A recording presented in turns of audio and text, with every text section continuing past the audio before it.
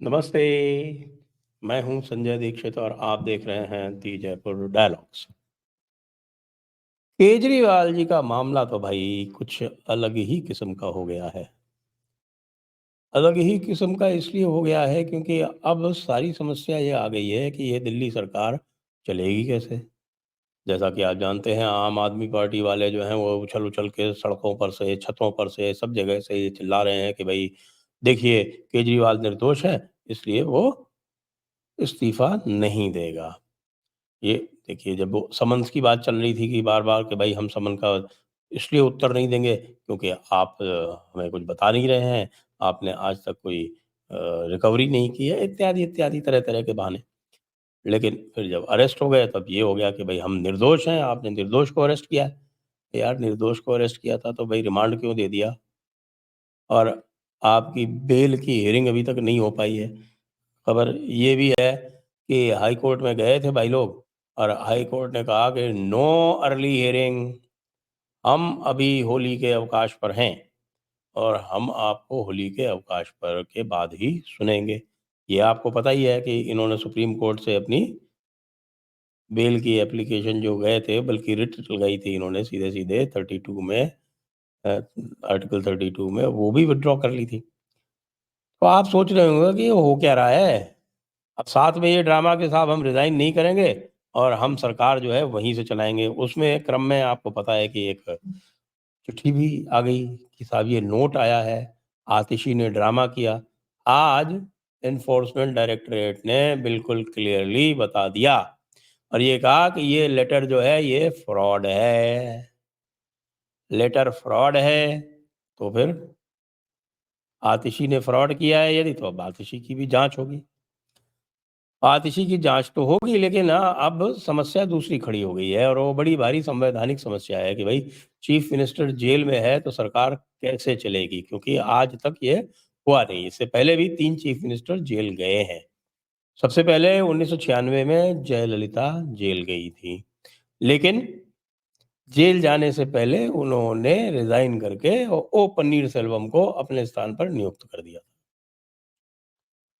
इसी तरह लालू जी 1997 में जेल गए थे। जेल जाने से पहले उन्होंने रिज़ाइन करके इस्तीफ़ा देके अपने स्थान पर अपनी पत्नी राबड़ी देवी को मुख्यमंत्री नियुक्त कर दिया था। तीसरा जो केस है वो ईडी से ही संबंधित है और बिल्कुल ताज़ा-ताज़ा है। वो है हेमंत सोरेन का। तो हेमंत सोरेन ने भी जाने से पहले इस्तीफ़ा दे दिया था। बल्कि उनका तो इस तरह से हुआ था, उन्होंने ईडी से रिक्वेस्ट की थी कि भई ऐसा है कि आपके साथ मैं चलता हूँ, आप हमारे साथ चलो, हम जाते हैं गवर्नर साहब के यहाँ, वहाँ मैं उनको इस्तीफ़ा दूँगा, उसके बाद आप मुझे अरेस्ट करना। उनको भी ये था कि भई जो चीफ़ मिनिस्टर की कुर्सी है उसकी कुछ तो जो गरिमा है वो रखी जानी चाहिए। वो बिल्कुल उसको धूल-धूसरित नहीं कर देना चाहिए, आखिरकार चीफ़ मिनिस्टर होता है। लेकिन केजरीवाल जी तो आपको पता है जन क्रांति करने आए हैं, तो जन क्रांति करने वाले के लिए ऐसी किसी भी आवश्यकता की आवश्यकता नहीं है। अब जो बातचीत आ रही है सामने वो ये है कि अब केंद्र सरकार में विशेषकर होम मिनिस्ट्री में क्योंकि दिल्ली की सारी जो मैटर है दिल्ली का दिल्ली यूनियन टेरिटरी है। वो अलग से एक स्पेशल स्टेटस उसको दिया हुआ है यूनियन टेरिटरीज़ में, लेकिन है तो यूनियन टेरिटरी, तो यूनियन टेरिटरीज़ का अलग से डिवीज़न है, होम मिनिस्ट्री में, एमएचए में। तो एमएचए में अब ये चर्चा हो रही है कि भई क्या किया जाए?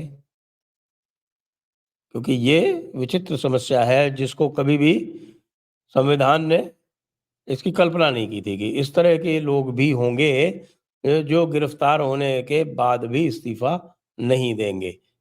कतई हमारे जो संविधान के जो निर्माता थे, जो हमारे फाउंडर्स थे, उनके ध्यान में और उनकी कल्पना में कभी ये बात नहीं आई होगी कि कोई मुख्यमंत्री या कोई प्रधानमंत्री इस तरह का व्यक्ति जो है वो इतना भी नीचे गिर सकता है। लेकिन घुंगरू सेठ की तो बात ही क्या है, वो तो जितना भी नीचे जो डीपेस्ट से डीपेस्ट जो आप कोई पता कर सकते हैं, ट्रेंच जिसको बोलते हैं, तो उस गहराई में भी जाने के लिए वो तैयार हैं। उनके लिए नथिंग इज़ टू डीप। तो बात ये चल रही है कि क्या इनको निलंबित कर दिया जाए? अब इसके पक्ष में जो तर्क हैं वो मैं बता देता हूँ। मैं पूरी इस इश्यू को डिस्कस करता हूँ क्योंकि अलग-अलग तर्क चल रहे हैं। तो एक तर्क ये चल रहा है कि भई ये भी पब्लिक सर्वेंट है।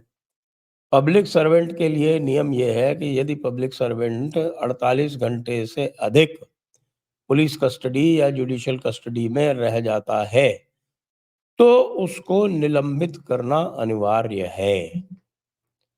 अब पब्लिक सर्वेंट तो चीफ मिनिस्टर भी होता है।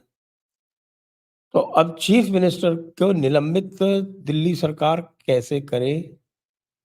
या तो फिर इसका एक और उपाय हो सकता है कि भई एक संस्था है लोकपाल, आपको पता है ना कि पूरा का पूरा जो इंडिया अगेंस्ट करप्शन जो मूवमेंट हुआ था, वो इसलिए हुआ था कि साहब लोकपाल होना चाहिए।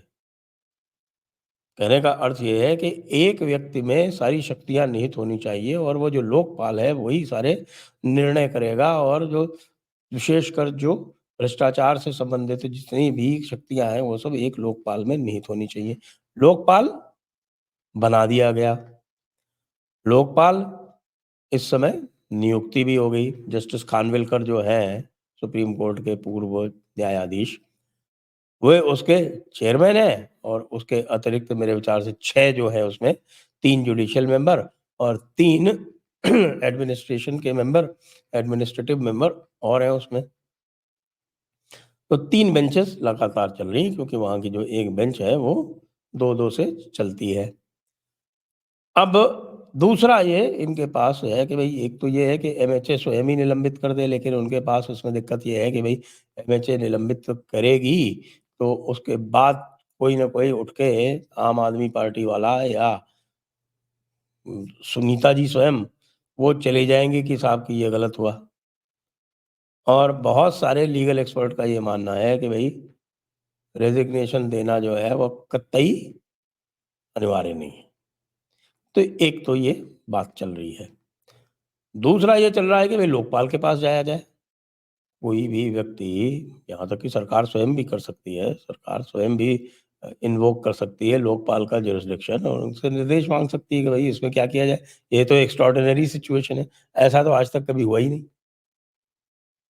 और उसमें एक और है कि भई चाहे केंद्र सरकार या कोई भी कोई भी नॉर्मल व्यक्ति, वो एक रिट होती है क्वो वारंटो की।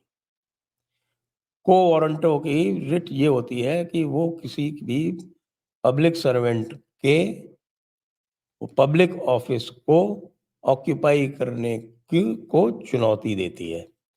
अच्छा ये कोई भी कर सकता है, क्योंकि बाकी में तो जैसे आजकल पीआईएल इत्यादि होती हैं, अधिकतर वो पीआईएल मैंडेमस में होती हैं। देखिए 5 तरह की रिट होती हैं। मैंडेमस, सर्शियरी, प्रोहिबिशन, को वारंटो और हैबियस कॉर्पस। तो वो हैबियस कॉर्पस तो जनरली कोई गायब-वायब हो जाता है, तो हैबियस कॉर्पस का मतलब ही होता है प्रोड्यूस द बॉडी, तो ये होता है कि साहब कि ये व्यक्ति गायब है, इसको प्रोड्यूस किया जाए। और प्रोहिबिशन की होती है कि साहब सरकार को या किसी और को ये कार्य करने से रोका जाए। को वारंटो की होती है कि साहब ये पब्लिक ऑफिस जो ऑक्यूपाई कर रहा है बंदा, ये इसके लिए एलिजिबल नहीं है, इसके लिए लायक नहीं है, इसको इस पब्लिक ऑफिस से हटाया जाए। को वारंटो की रिट में ये खास बात होती है कि इसमें लोकस स्टैंडाई का कॉन्सेप्ट नहीं होता है। इसको कोई भी व्यक्ति कर सकता है, कोई भी व्यक्ति कर सकता है। तो दिल्ली से कोई भी व्यक्ति जा सकता है और को वारंटो की रिट लगा सकता है दिल्ली हाई कोर्ट के सामने निर्देश माँगने के लिए कि साहब कि इनको इस पद से हटाया जाए। अब उनके सामने भी ये विचित्र स्थिति होगी क्योंकि आज तक इस प्रकार की स्थिति कभी आई नहीं। वारंटों की रिट्स तो लगती रहती हैं पब्लिक ऑफिसर्स के सामने, पब्लिक ऑफिसर्स के निमित्त, लेकिन किसी चीफ मिनिस्टर को हटाने के लिए को वारंटों की रिट मेरे विचार से हमारे संविधान के इतिहास में पहली बार लगेगी। तो ये मोटे-मोटे ये 3 ऑप्शन इस समय सरकार के पास है क्योंकि ये तो सभी को निश्चित है कि भई सरकार तो नहीं चल सकती। एक चौथा ऑप्शन भी है और वो चौथा ऑप्शन ये है कि सरकार प्रेसिडेंट्स रूल लगा दे और दिल्ली सरकार का कामकाज सीधे अपने हाथ में एलजी के माध्यम से ले ले।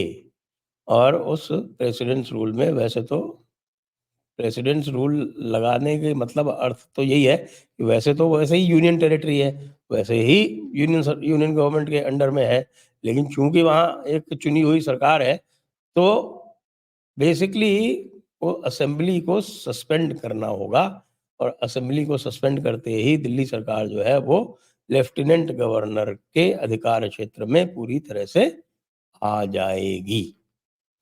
तो अब ये 4 ऑप्शंस हैं, लेकिन एक बात पक्की है कि एक काम जो नहीं हो सकता, वो ये नहीं हो सकता कि घुंगरू सेठ जो है, ईडी की कस्टडी में या तिहाड़ जेल से सरकार नहीं चला सकते।